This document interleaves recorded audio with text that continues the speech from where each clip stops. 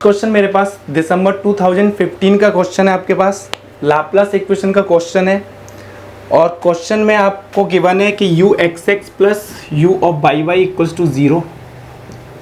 ये Laplace equation given है और उन्होंने बोला कि जो भी लाप्लास इक्वेशन का सॉल्यूशन है वो टेंड कर रहा है आपके पास 0 as a by tends to infinity. U of x को बाई आपके पास 0 को टेंड करेगा as a by tends to infinity, ठीक बात है। And has the value sine x when, और आपके पास एक्स बाई इक्वल्स टू 0 पे साइन एक्स गिवन है, यानी कि एक लाप्लास इक्वेशन है आपके पास जो उन्होंने बोला कि सॉल्यूशन वो 0 पे टेंड कर रहा है जब बाई की वैल्यू इन्फिनिटी की ओर टेंड कर रही है और x को 0 पे साइन एक्स है और कुछ ऑप्शन गिवन है उन्होंने सीरीज फॉर्म में, उनमें से पूछा हुआ है कौन सा ट्रू है। जैसे फर्स्ट ऑप्शन हमारे पास बात करें तो वो ऑप्शन है आपके पास u of X comma by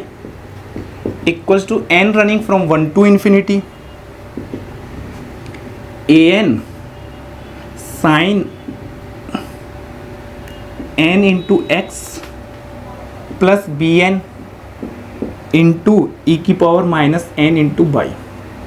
देखिए ध्यान से देखिए, जो चारों ऑप्शन है उसमें बाई टेंस टू इन्फिनिटी पे हमारे पास जो भी सॉल्यूशन है ई की पावर माइनस बाई समथिंग है,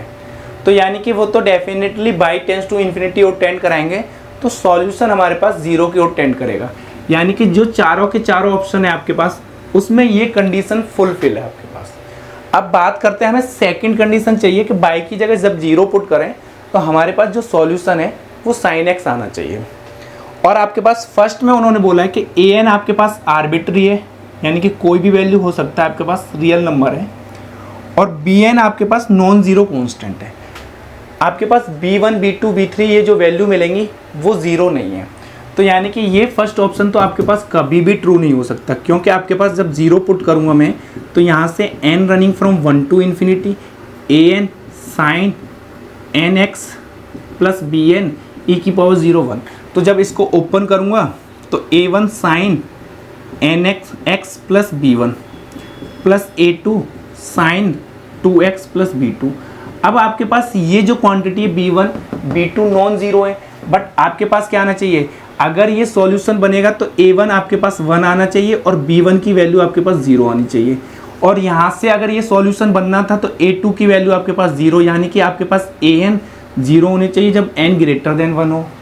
तो हमारे पास फिर चाहे b1 b2 b3 आपके पास 0 हो या नॉन ज़ीरो कोई इफेक्ट नहीं पड़ेगा, तो ये कंडीशन तभी सेटिस्फाई होगी जब ये दोनों फुलफिल होंगे। तो वही आपको ऑप्शन में वेरीफाई करना था, तो आपके पास सेकंड ऑप्शन फॉल्स हो जाएगा क्योंकि बी एन आर आपके पास